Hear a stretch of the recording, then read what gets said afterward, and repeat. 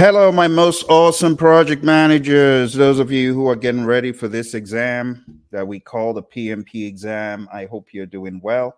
It's been a while that we connected, or maybe it's been a few days. It really depends on where last you saw me. But I hope you're doing well. Today is accountability day. I'm majorly concerned with those of you who are taking the exam in the next 1 month. How has your studying been progressing? I want to ask you a very important question. Have you fixed your exam date? Have you studied all of the people domain? Have you studied all of the process domain? Have you studied all of the business domain? If the answer is, Phil, I'm still working on this, I actually need you to be done 2 weeks to your exam so you give yourself some buffer time. What do we call buffer time in risk management? A contingency reserve. I need you to give yourself 2 weeks contingency. So I don't want you saying, oh, I'm going to be done 1 week before the exam. That's not really a good way to do it. You see, this is why I don't understand when people say, I took the exam, I started studying 2 weeks ago, and I got certified in 2 weeks. Seriously, you're a bad project manager because you didn't even leave any contingency. What's the rush? Are you a speed demon? Even if you are, the speed demon should have some contingency as well. I'm not saying don't be smart about it. I'm just saying you got to have some contingency. Things happen. Okay. Anyway, today I'm going to be going through the entire exam scope with you. I also have some good news to share. I want to give a few shout outs. So let me give a shout out, first of all, to one of my students who had been studying using the immersion program. Her name is Cindy Becerra, and Cindy got certified about a week ago, aced the exam, and Cindy was very kind to give some feedback. I want to share the feedback that I got from Cindy. So, Cindy's advice for the exam is do not overstudy. Don't overstudy. And she says, instead of studying volume, instead of overthinking it, she said, you should study based on the mindset. What would the PM do next? That's what she said the exam is made of. What should the PM do next? She said, I'm glad I reviewed your PM cheat sheet and read over the mindset sections. So, for those of you who are on my program or who have the book, you probably understand what Cindy's talking about. Cindy's talking about this book right here called PMP Exam Immersion, right? This is for people who are getting ready for the exam. And there's a part of the immersion PDF where we focus on the mindset. So Cindy's saying you should focus on mindset. Mindset is everything. She said, had about 3 maths questions total. They were focused on pessimistic, optimistic calculations. I did use up all of my 4 hours since I took longer on certain questions, she said. And then she goes further to say, it was very mindset driven, helpful to know the different mindsets. So, I have 36 mindset mantras. You can find them on YouTube. You just type in PMP exam mindset mantras, it'll come up with the mindset mantras I created, and there are 36 of them, and they'll help you as you study. He said, I could determine what the correct approach would be, and knowing the processes helped answer the question, where are we in the process? So for those of you that have not spent time going over the 49 processes and knowing them very well, I'm not saying cramming their names or their inputs and outputs, no, but just knowing what you're doing in the process and where the process is on the timeline or in the grand scheme of things, what happens first, what happens next, that will greatly help you, Cindy says. Several questions focused on the different approaches, predictive, agile, hybrid, how to make sure to read the questions thoroughly, and at times, several times, to make sure I didn't rush my answer. Overall, half agile, half predictive. It's interesting. So you cannot afford to leave predictive on the back burner. There was a time that it seemed like predictive was going away, but seems like PMI upped the ante, and now we have a whole lot of predictive focus as well. All right. So that's that from Cindy. Huge shout out to you once again, Cindy. And I also want to give a shout out to one of my friends from the past, blast from the past. I did a project management training event way back at Sodexo. And one of my friends in the class, Michelle Coswell, all of a sudden pops up on LinkedIn, and Michelle is a PMP. And the cool thing is that Michelle said she had been studying using my 40 days to PMP exam success curriculum. So a huge shout out to you, Michelle. I'm really excited. You know, when I come across friends, blast from the past, who have done the exam, and I even had no idea. I had no idea anyone I knew from Sodexo was preparing for the PMP. So that gave me a lot of excitement. So well done, Michelle. Hopefully you can end up being a mentor and coach of others. Same for you, Cindy, and help them get to dry land, because that's what it's all about. Right? Teamwork makes the dream work. All right. So I said today is an accountability session. I am very curious to know what you've been doing with your PMP studying. Some of you say, "Oh, Phil, I'm so tired every day. I can barely study." That's not a good enough excuse. you you have to apply yourself, you know. Otherwise, it just takes longer and it keeps going on and on and on. For those of you who haven't met me, I'll introduce myself real quick. My name's Phil. I've been a PMP since '05. Going to be celebrating my 20 years as a PMP. Can you imagine that? Oh my goodness. 20 years as a PMP. And since I got certified, I've been helping people worldwide through my organization called Praizion, train everyone from the Army and NASA and the FBI and many other organizations across the world. And I would love to help you. That's right. You right there. You looking. I'd love to help you do either of two things. Either help you get certified as a PMP or help you elevate your game after your PMP. Choose your pick. I have a leadership institute called Project Leadership Institute. You can go to projectleadershipinstitute.com. If you're tenacious, rugged, dogged, and tough, and you want to study leadership with one of the disciples of John C. Maxwell, America's leadership guru, you need to be on my program. We study leadership, we study business, we study AI, and everything in between. A whole lot of agile too. I've had a lot of guests coming to speak to us, like my buddy, Dr. Rick Brinkman. John Maxwell was our keynote speaker when we opened. So if you're looking to elevate your game, you need to be on one of my programs somewhere.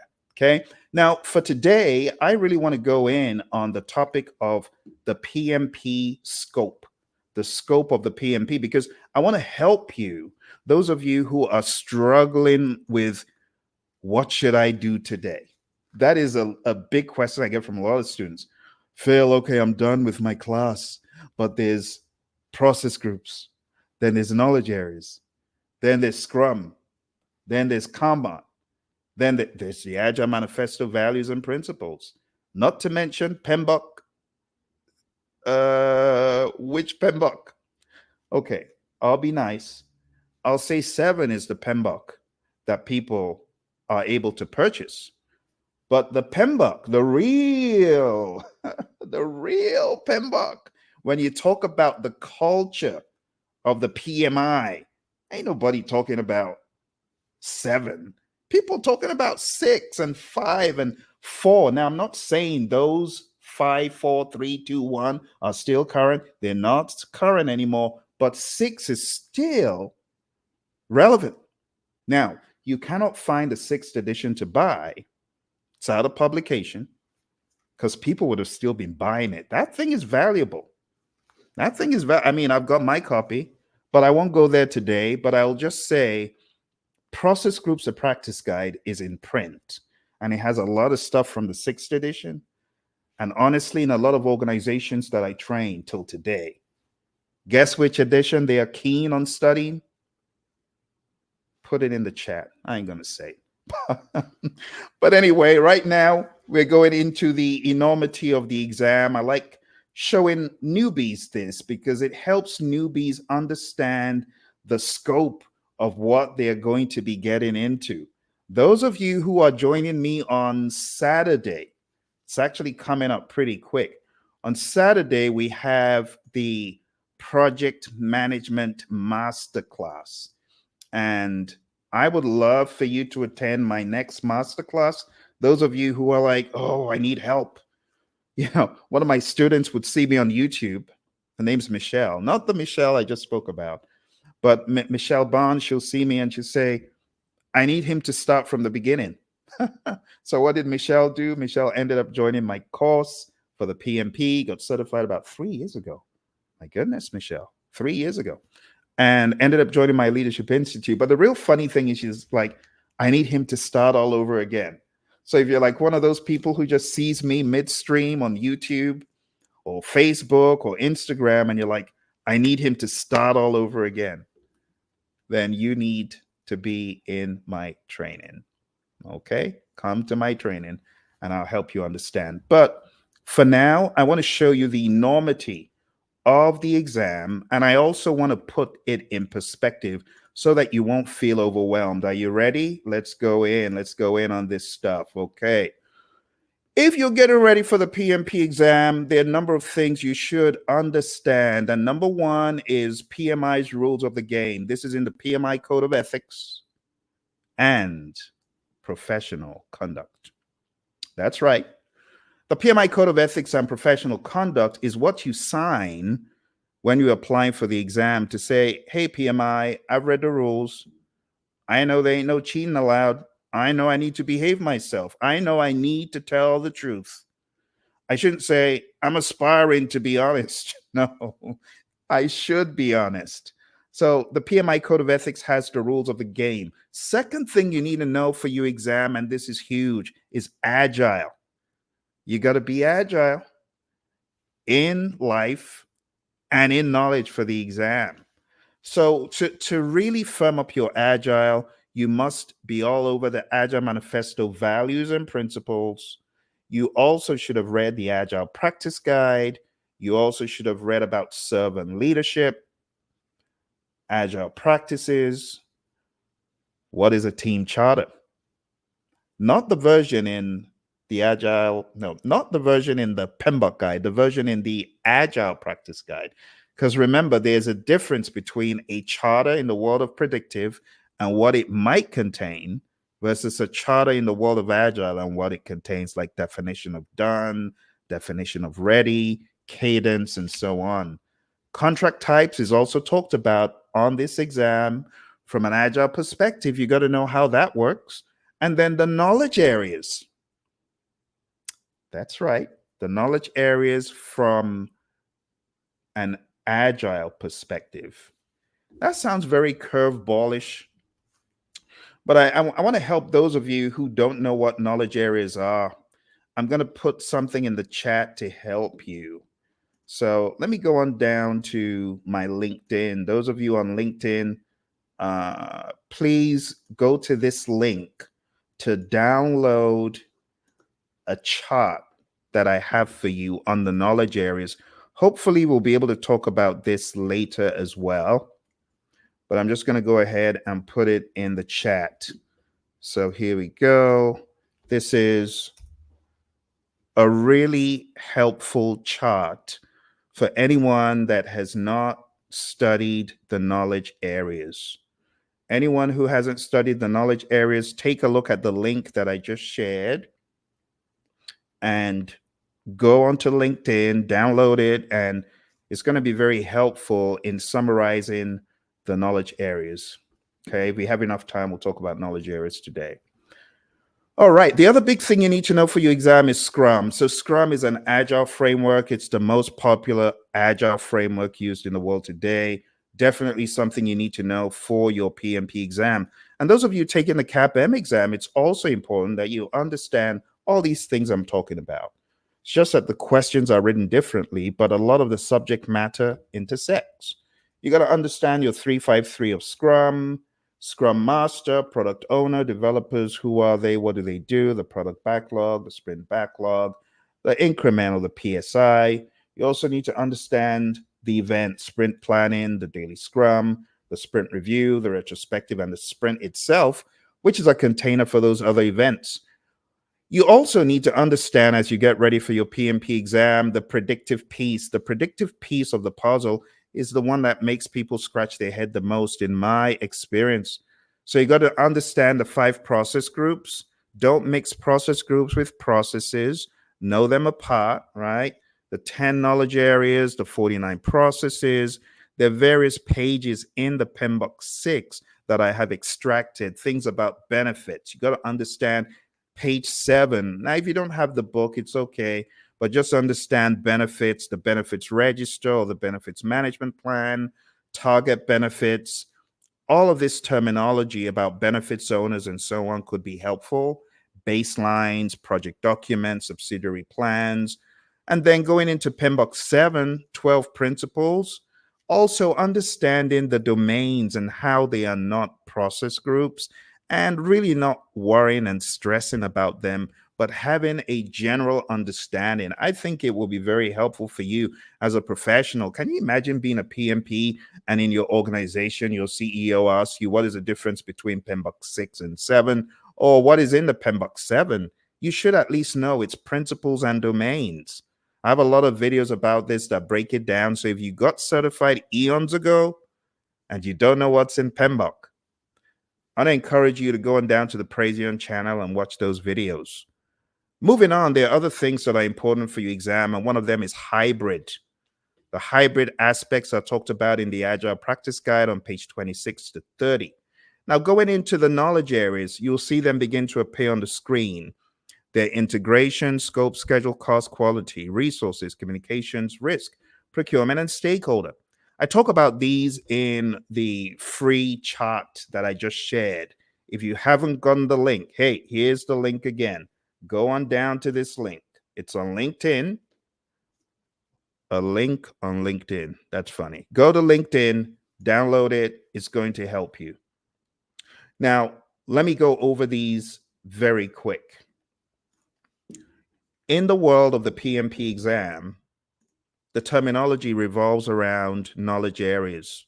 It's part of PMI's Holy Grail. You got integration, which is all about weaving the project together in a cohesive whole.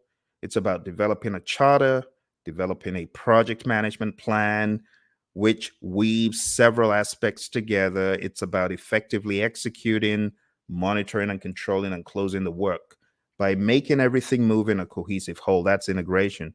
We have scope, like a telescope, right? You look through it, what happens? Things become clearer. Well, scope is the clarifier, right? What about schedule? Schedule is the timeline. What is cost? It's the budget, the money. You know about this. Because I want to wager, there are a lot of people who say, well, I've never been a project manager. And that's a big fat lie. That's a lie. Because if you woke up this morning and you got out of bed and you drove to work, maybe you took out the trash, maybe you cooked breakfast, and you're telling me you're not a project manager, that's not true. You're a project manager. We talk about economies of scale in project management. What is a project? It's a temporary endeavor. You drove to work. It's temporary. You don't drive to work for the rest of your life. But as you're driving to work, you're making project decisions. As you hit the freeway and you realize, uh-oh, there's a blockage in a few miles, you're able to see from the hill, then you're going to make a quick detour. That's risk management. That's also involving some scheduled decisions. And then the quality of your driving.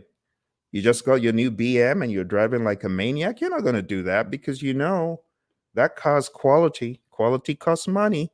You see, I'm telling you, you don't understand yet, but newsflash, you are already a project manager. Some of you are just coincidentally listening to this. You're a project manager. Everyone's a PM. From the moment you're spat out, you're a PM. Even a baby ends up being a PM. Someone says, how is that? Well, the baby understands that you're taking too long. You don't bring the food quickly enough, they're going to start crying. That's schedule management. It's very simple. Or you go to the store and you see your favorite figurine and you want it, you're going to demand it. That's procurement. And you know who's carrying the wallet. Let's not complicate it. Everyone's a project manager, right? Resources, we use resources every day. Water is a resource, right? We have other resources that we encounter daily. Resources, foods could be a resource, right? We talk about human equipment, material supplies, and facilities as resources. Communications. I dare you to tell me that you don't do this. Whether you do it in sign language, whether you do it verbally, whether you do it non verbally, you are a communicator and you manage your communications. All right. You manage the way you look at people. You don't look at people badly, like a haughty look or what an idiot kind of look. You don't do that. That's communicating. You know how to communicate. Risk, I've already talked about that. It's managing uncertainty. Procurement, I gave you the baby example. And stakeholder, even the baby knows who their stakeholders are. The baby knows the parents are the stakeholders, and the baby could place huge demands on the stakeholders. The stakeholders could also manage the baby. It really depends. But with all that said, I hope you download that free sheet. And I have a mnemonic for you. It just says, I saw six Cubans quietly rolling cigars, really puffing smoke. Now, I'm not saying go smoke yourself to oblivion. I once said this in a healthcare company. They didn't like it. I said, relax. It's just a mnemonic. I'm not saying go inhale all the smoke in the world. My goodness. Some people too serious, too serious. But anyway, this is the roadmap for the knowledge areas that you've heard a lot about in the world of the PMI. And for your exam, you got to go a step further. You actually need to understand how the knowledge areas weave together. One very good representation of this used to be in PMBOK 7. You can also find it in the what's it called? Process Groups or Practice Guide. But what I'm going to do for you today is make it even easier. I'm going to share it with you. And oh, my good friend Adrian. Adrian, very good to see you today. It's been a while. I hope you're doing well. Adrian says, hi, Phil. Will this class qualify for the educational hours to take the exam? Absolutely, Adrian. You know how we roll. We don't mess around. So, yeah, of course. This will qualify for you to take the exam. It's good to see you. It's been a while. Hey, Adrian, let's get it done. Let's get it done. Join the program. Let's kill this thing once and for all. This annoying little gremlin that pops up. This exam, we got to take it out this time. But for those of you on the call, I want to help you understand how to map out these process groups and knowledge areas. So I'm going to share with you in the chat a sheet from UCLA, which I know UCLA, you got this from PMBOK 6, but it's okay. But I put the link in the chat and I'm going to go over it with you really quick. All right, so let's go over the 49 process sheet. And I know you've seen this thing before, right? Again, it's from UCLA. You can see the link there at the top. And all PMI is saying is there's 5 process groups in project management. The mnemonic is I prefer eating mangoes chilled, initiating, planning, executing, monitoring, and controlling and closing. And on the left is the mnemonic. I saw 6 Cubans quietly rolling cigars, really puffing smoke. And then when you boil it down, for every knowledge area, you have a bunch of processes, but you really need to understand what am I doing in each process. See. So I'm going to very quickly narrate to you what happens. And those of you who've been in the world of structured project management, it'll probably make sense to you. So in integration, you develop an authorization document, you develop a plan, you direct the work, you help the team, you direct the work and you allow the team know, hey, this is what needs to be done, and you're pretty much managing it. You're facilitating it, you're leading it. Now, I'm not saying it's a carrot and sticks thing, but you are effectively persuading and influencing. Managed project knowledge is where you are taking an account of what went well and what didn't. The best way to do this is day by day, week by week, phase by phase. not at the end of the project. At the end of some projects, people say, oh, well, I guess we learned how not to do this. Let's not do it like this next time. That's the dummy's way of doing it. The smart person is going to make sure that lessons learned are shared rapidly throughout the organization so that people working on similar projects don't make the same mistakes. Monitor and control project work is about creating reports and taking a look at what has happened so far, sharing those reports across the firm. And then when you have these work performance reports, you got to send them down to the communications aspect because that's where you distribute the reports. So here's for creating the reports. This one is where you take a look at change requests coming in. This one is where you're closing out the project or phase. Moving into scope, you got to plan how to manage scope. Then you got to collect requirements. How many people know that there's a difference between requirements and scope? Let me give you an example. A requirement could be, I want my burger to be made from scratch. Think about that. And then the scope is, I got to grow the lettuce patch. I got to grow the wheat. I got to raise the cow. Sorry, my vegan friends.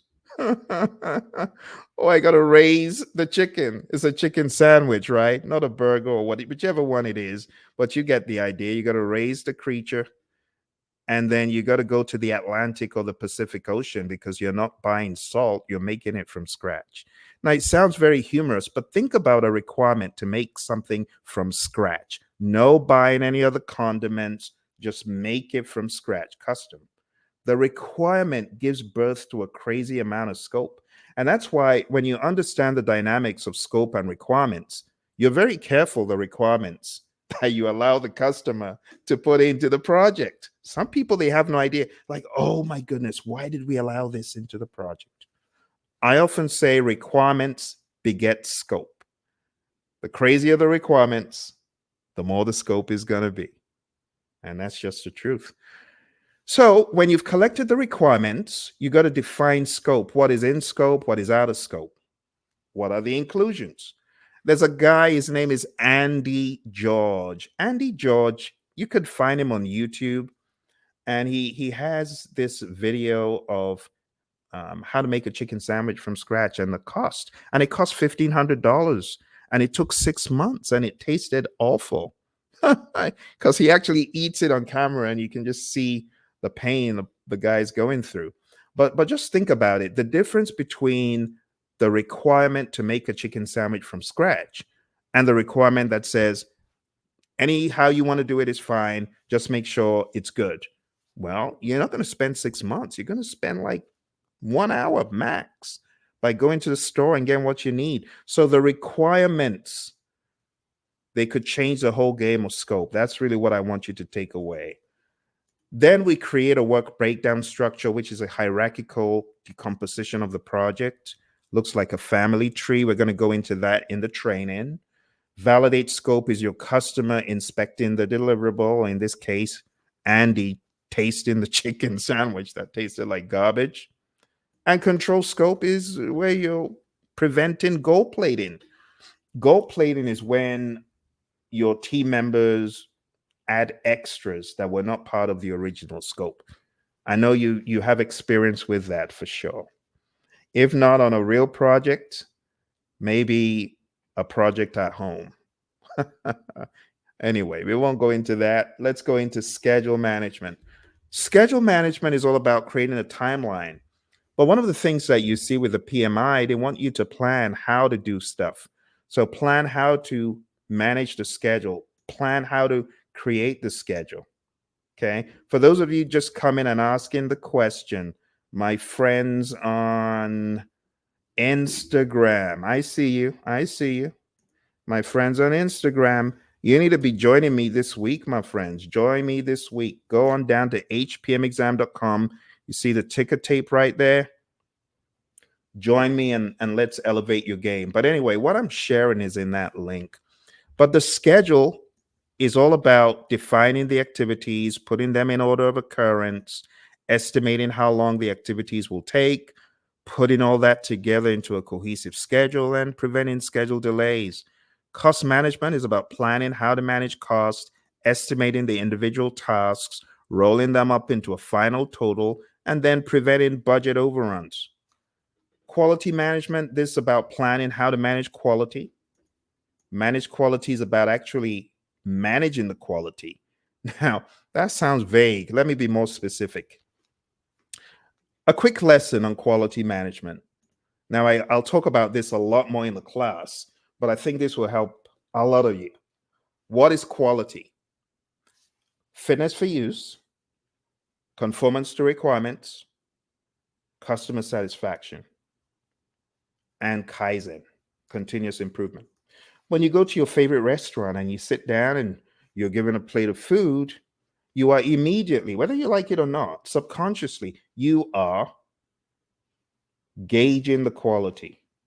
You got radar in your head, measuring the salt level, measuring the flavorfulness, if there's such a word, but really just trying to see, is this what I expect? You ever been to your favorite joint and you're like, no, this is below quality. Why? Doesn't meet your expectations. It's not fit for use. It doesn't conform to requirements, perhaps, and it doesn't satisfy the customer. You ever seen someone who said, well, we did a really nice job, but the customer is so ungrateful?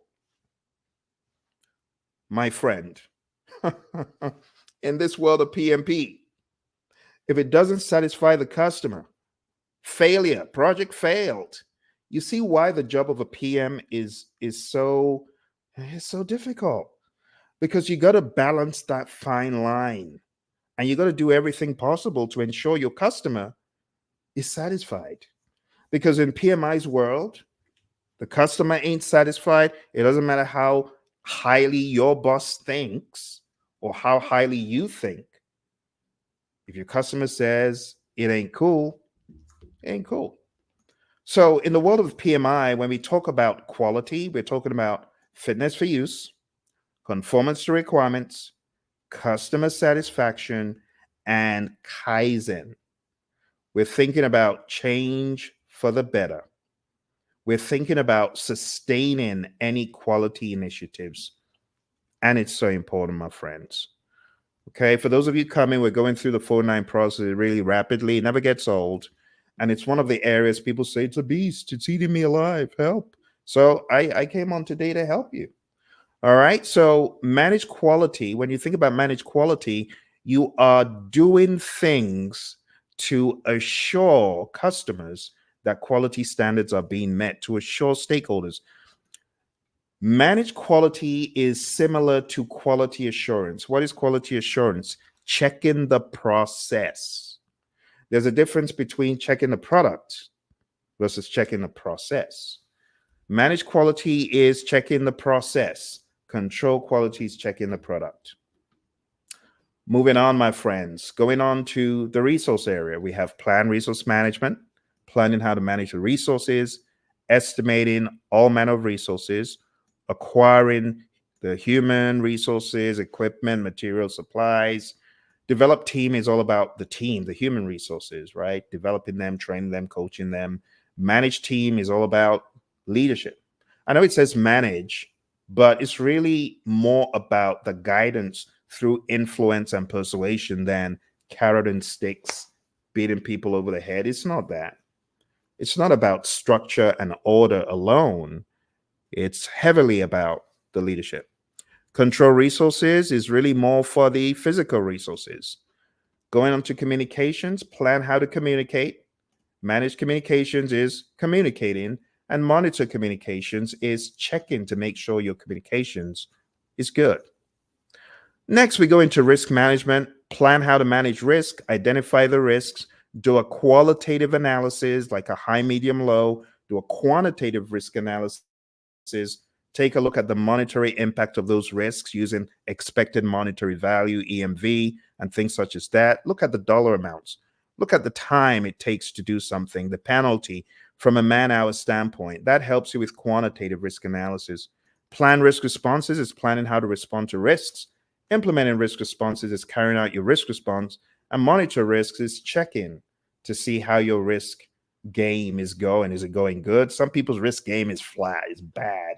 Some people ain't even managing risk. They just wake up and like, oh, it's happened. What? What I thought. Did you document it? No. Did you plan for it? No. What a horrible job in risk management. And honestly, there are a lot of companies, they don't have a risk register. They don't have a risk management plan. They don't even understand risk strategies. All they know one though. They know one, and they call it the wrong thing. They call it mitigation. Everything is mitigation. And everything is not mitigation. Mitigation is a reduction. Mitigation is a deliberate, intentional, in advance reduction of the impact or the probability of a risk. But unfortunately, a lot of people, they wait until the risk has happened. That's not mitigation.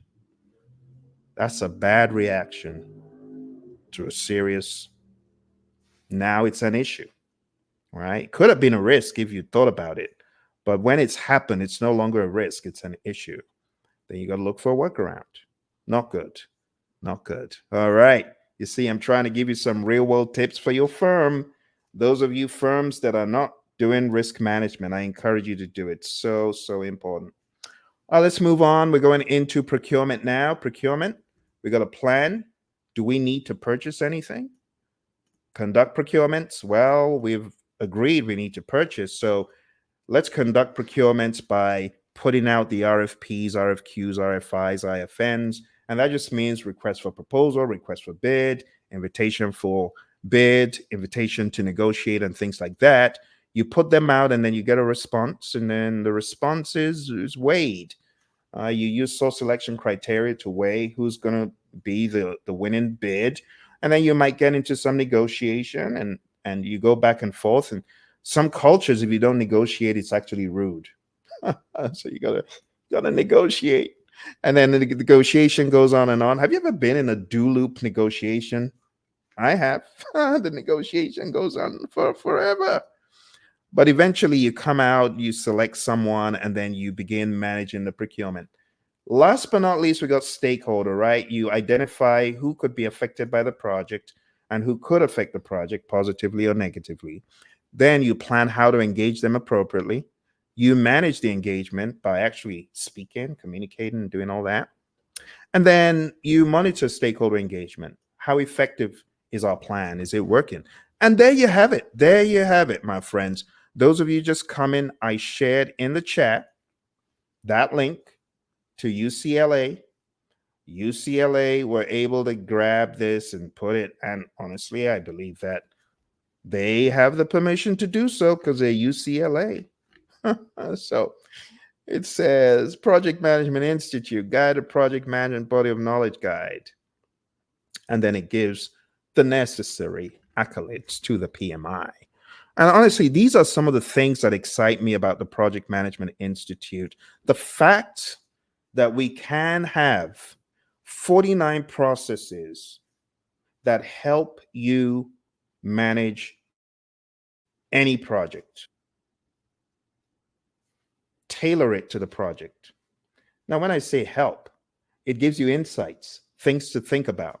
It's truly awesome. It's truly awesome. So I applaud the PMI for their work, past, present, and even future. And that's why I always try to do my bit by being a final reviewer of the PMBOK guide. But beyond the PMBOK guide, the PMI will tell you it's a standard. You know, I hear a lot of people say, well, that PMBOK guide is so hard, it's so esoteric, it's difficult to, and they do the wrong things. It's difficult to memorize. It's like eating an elephant. It's big, but if you spend time in my class, you will be coming away understanding the content very well. You will, because I'll challenge you. Okay. So I went from almost getting mad at the PMBOK guide on my first rodeo. I was so annoyed. I went to the Mesa Library in Arizona, sat down because my awesome mentor, Mary, had given me all her books. She said, Phil, you make a good PMP. Boom. And then she gives me all the books and I get excited thinking, oh yeah, I've already done the certified internet webmaster. I've done 3 of those certs. I know a little bit of Flash and Dreamweaver. That was back in the day. I'd done those exams. Those were my first professional exams, you know, exams on the web and being a webmaster and web developer. So I thought, how hard can it be? Until I went to my local library and I plopped open PMBOK guide and I was like, 7 hours. 7 hours. I couldn't make a dent.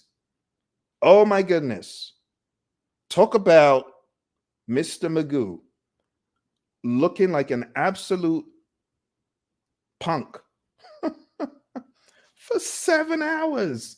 It's such a funny tale because it just shows you your understanding of organized project management can be a mystery. Never been there before. It reminds me of like organized religion. The organization of project management, honestly, it's a different world. For those of you who've been in the real world of project management and that's fine, but when it comes to organized project management and the definitions, they're very big and unwieldy. So my first 7 hours with PMBOK, I was so frustrated. I was so mad. I threw the books back into my bag and I went home feeling very defeated, beaten up. I didn't know how I was going to navigate it. I was doing it the wrong way. I was trying to read a standard, bulldoze through a standard, and use the standard as an illumination path without context. For those of you who are in that bottleneck, you want to go to Google and just type in Fail Family Reunion Project Praision. You'll probably find my family reunion encounter. And I take the family reunion story and I spin it around the 49 processes to make it easy for people because I was there, just like you, like a deer in the headlights, clueless, not knowing what I was going to do next. Imagine putting 7 hours into studying and you just get so defeated. You got to go home and you got to go sleep because the PMBOK beat you up. And that's why in the years that followed, when I got more and more proficient, I decided I was going to help people. I wrote this book called PMP Exam Immersion. This is for the PMP exam. Those of you coming on the program are going to get this book. I also started working on audio because I realized not everyone likes reading a book. My goodness, some people are bored out of their mind reading a book. So I created this project management audio digest, and you hear my voice and the voice of my co-trainer, Emily, and many other voice actors. You see, one of my pet peeves is boring. Oh my goodness. Let me talk about that for a second. You ever been to a PMP training course and let's be honest, you ever fallen asleep? Let me be honest. Let me look you in the eye. You ever fallen asleep in a PMP course? Don't lie. It wasn't mine. But I know some of you, right there on your machine, you're bored out of your mind. I feel sorry for those people, which is why I want you to come for my training because I will keep you on your toes. It's interactive. It's engaging. It's not one of those where you and adjust yourself. And no matter how hard you try, you're not enough. Not my class. Which is why I create interesting materials like this audio. I have voice actors, voice talents, whole drama productions in this. And you're going to get this as part of my training program. 20 hours of audio, 20 hours, 20 hours. And we ain't talking about just like AI blabbing away at you. No, this is your buddy Phil and a cast of actors acting out PMBOK. You're also going to get this. It's called Project Management Essentials. That is for the predictive piece. And you're also going to get this one. It's called Agile Principle Run and Cut. I wrote this with my Agile coach, my buddy Roy, who you will also encounter in the course in video. And perhaps, who knows, maybe you might encounter him live one of these days. It really depends. But if you are looking for a training program that is not boring you out of your mind, or PMP is so hard for you like it was for me, my first 7 hours, absolute disaster. Going down to the link, you see the ticker tape below, PMP stuff, hpmexam.com.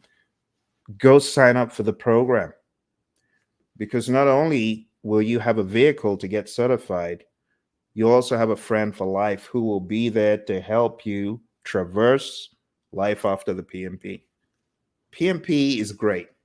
It's the beginning. After you get certified, there's another world out there. But we'll talk about that when you get there. For now, why don't we go back to our initial discussion, because I'm just touching the tip of the iceberg. We have a few more things to discuss. If you remember, I showed you that big old map, right? But beyond the map, we need to touch on a few other things. And I can appreciate the fact that some of you are either at lunch, or you just got back from lunch, or you're on a conference call. You're like, Phil, why you go live during my conference call?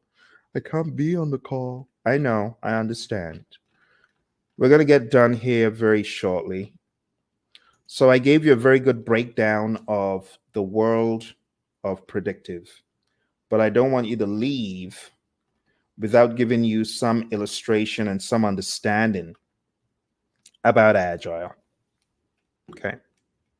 So let's jump into the discussion about the exam, and then I will get into some Agile musings with you. And those of you who are watching live, it's always a great opportunity for you to ask me questions. So if you're watching live July 30th, you need to ask questions. Take advantage of it, okay? Let's jump into the next section of our study. So I want you to be aware that the exam is very straightforwardly broken down into people, process, business. Either you're good at it or you're not. You either got people down pat or you ain't got down pat. Process, same thing. Business, same thing. Which is why when people say, oh, Phil, I don't know where I am in the PMP process, I'm like, you're either in people, done, moving on to process, or you ain't done with people. Then get good with people, then move to process, and then move to business. This is how the exam is, straight up, simple. There's no need to confuse the issue, right? Now, when it comes to people, process, and business, you also have an agile view to people, an agile view to process, an agile view to business. And then you have a predictive view to people, a predictive view to process, and a predictive view to business. Now, people might argue, no, people are just people. Well, not really.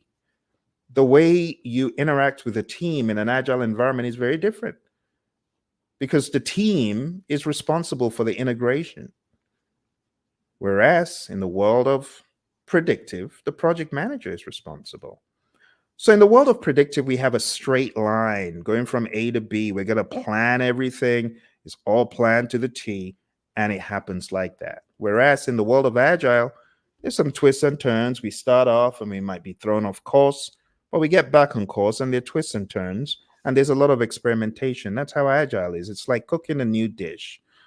Every step of the way, you're asking, oh, have I gone off? Does it still taste good? And then maybe you have people working with you to taste the food and say, oh, no, it tastes good. It's okay, until you get to the end. That's how the world of agile is. But I want to demystify what agile is. A lot of people say, well, I think agile is a methodology. No, don't say that. Agile is not a methodology. Agile is first and foremost a mindset. And I believe that so much, I wrote a book called Agile is a Mindset. You can find that book on Amazon. A lot of people argue and say, well, if it was just a mindset, all you need to do is just think agile and you're going to be agile. Well, of course, we're not saying that. But as a man thinks, so is he. It starts off in the mind. Everyone knows this. Well, not everyone, obviously. Some people don't. But you got to first think agile. So I say agile is a mindset that catalyzes the ability to pivot to the ever-changing world around you. That's what agile is. Starts off in the mind. And I say the ABCs of agile: attitude, it's a mindset. Attitude starts in the mind. It may translate into body language, behavior. Attitude, behavior, culture. Attitude, A, B, behavior, C, culture. The mindset is where it all begins. And that's why the awesome 17 individuals who put together the Agile Manifesto, which I'm about to show you, they understood. They understood. In order to be agile, you need to have a true north. Now, your true north is envisioned through the values. 4 values. We're going to talk about these right now. So let's jump into that mindset, the attitude, behavior, culture, right? Because when we talk about agile, let's not get it twisted. A lot of people, they have a misconception that, I guess agile is a framework. No, it's not a framework. And no matter how much you think it's a framework, it doesn't change that. It's not a framework, right? It's not a framework. It's a mindset. I really want you to take that away, because there are a lot of people that are doing agile.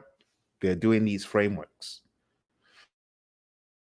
And they think that by doing the framework or by being in Jira, this is the worst of all. Some people are in Jira and they think, oh, we're in Jira, so we're agile. No, you're not. No, you're not. But anyway, let me show you what it's all about. Let's jump in. So if you haven't been to the Agile Manifesto website, agilemanifesto.org, I encourage you to go there. You read Jim Highsmith's account about the Agile Manifesto, which I find very interesting. It's a very interesting story. He's a very good storyteller, very good at writing. And it's just so much fun to read. But these 17 anarchists, they got together, and I say that in the funnest way possible. They decided they had had enough. Enough was enough, and we're going to work together on some ideas, the future of getting stuff done. And it says, we are uncovering better ways of developing product by doing it and helping others do it. Through this work, we have come to value. So let's break that down. Uncovering more efficient and effective ways of developing product. Initially, it said software, but throughout the years, people began to see, nah, this is beyond software. This is product. This is everything. It's a great true north mindset. And through this work, we have come to value individuals and interactions over processes and tools. Think about that for a second. Through living on planet Earth, what have you come to value more than what? Well, through living on planet Earth, I have come to value water over food. Did I say water instead of food? I didn't. Think about it. It's not an either or, it's a value thing. You get what I'm saying? Valuing people and how they interact versus the big old manual that says thou shalt. Because people could read the manual and be forced to follow it, but in their heart, they really hate it. It reminds me of a student who was in a class and trying to air their views, and the teacher said, hey, you, Johnny, stand up. Johnny stood up and he said, I'm standing up physically, but in my heart, I'm sitting down. Can you imagine how annoyed the teacher was? But it just goes to show you that in this world of agile, we need to value people and their interactions. And that's what your exam is based on. Understanding the psychology of teams. You don't beat people over the head with a stick. You don't be a Theory X manager. You don't be full on lower right quadrant of the Hersey Blanchard model every single day in every situation. It ain't going to work. So we have come to value individuals and interactions over processes and tools. It sounds like a wise person. Working product over comprehensive documentation. We're valuing having a working product more than comprehensive documentation. We did not in any way say documentation is bad, as alleged by a lot of agile naysayers, right? Customer collaboration over contract negotiation.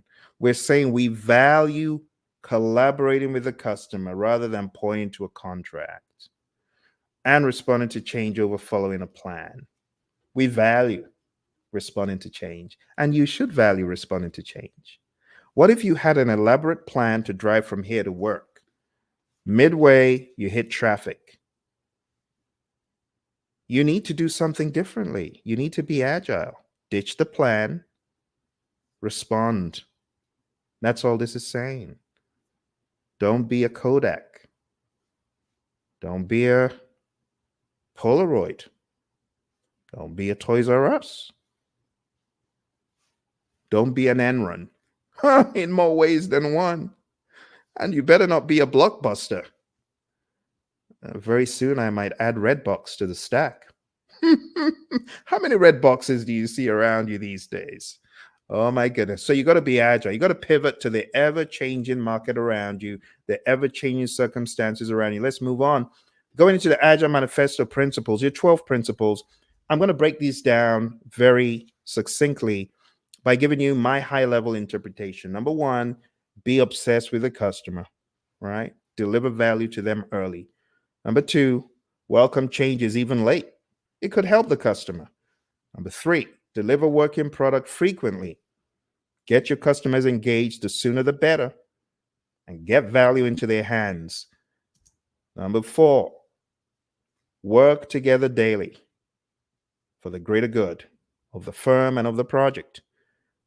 Number five, build projects around motivated individuals. It's common sense. So get the right people on the bus. In the words of my mentor, John Maxwell, you got to get the right people on the bus, and you got to get them in the right seats on the bus. And trust them to get the job done. Don't micromanage them, right? Number six, wherever possible, where it is appropriate, face-to-face conversation gives a higher level of engagement, value, and clarity under most circumstances. Now, it may not be efficient to fly all the way from New York to come see your buddy Phil, but maybe it is, depending on the stakes. And that one, number six, is the one that I've got the most consternation from a lot of current day workers. They're like, Phil, I don't agree. Because one of the things I do in my class is I ask my students to critique this. And I get a lot of critiques about number six. We can use Zoom. Or they tell me in order to effectively swarm, they need to be geographically dispersed because they need to be on different machines. So that's interesting. Swarming is actually a term in Agile, by the way. But working products is a primary measure of progress. In the world of Agile, we measure by, are you done? Not what percent complete are you? No, that's predictive. You see what I'm saying? Number 8, Agile processes promote sustainable development. Don't kill the team. Work at a constant pace, but not at a breakneck pace. Number 9, continuous attention to technical excellence and good design enhances agility. Number 10, keep it simple. Keep it simple, sir. Keep it simple, sister. Keep it simple, students. Number 11, the best architectures, requirements, and designs are from self-organizing teams. And number 12, at regular intervals, check to see how you could improve the process. All right. And those are the 12 Agile Manifesto principles. Again, something that you should be aware of for your exam. So for those of you who are just coming, I am going over accountability. That's number 1. If you are my student, I want you to chat into me how your studying is going, what you have accomplished in the past week, and what you intend accomplishing this week. It's like an agile daily stand up, if you will.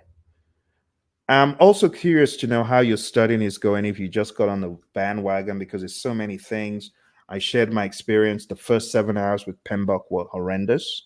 So if you are looking to get certified and you need help and assistance, you need to go on down to that ticker tape because this week I'm starting an 8-week program. 8 weeks. So I ain't fixing to rush anyone. The crazy, oh, you can get certified in 2 weeks. You can get certified in a day. I ain't into all that. I'm all about solidly understanding the content so that when you're done with the class, you show up for your best project management experience ever. I'm not about cramming, I'm about absorbing the content and the ideologies from an agile perspective, from a predictive perspective, from a hybrid perspective. And that's why I'm inviting you, that's right, you who's watching, I'm inviting you to join my 8-week project management masterclass for the PMP exam. All you need to do is go on down to hpmexam.com. And when you go to hpmexam.com, you'll find the opportunity. But in the next few days, the class will start. I want you to be prepared. So why don't you join right now so that we can begin some dialogue and so that I can help you navigate the terrain. All right, my friends on Instagram, my friends on YouTube, on Facebook, thank you very much for joining me. Remember, all the links that I've shared, they will lead you to assets that can help you in your PMP game right there. Okay. And if you have any questions, feel free to put them in the comments below. We got a question from our friend earlier about the credits for this course. Yeah, you get 35 PDUs because it's an 8-week program.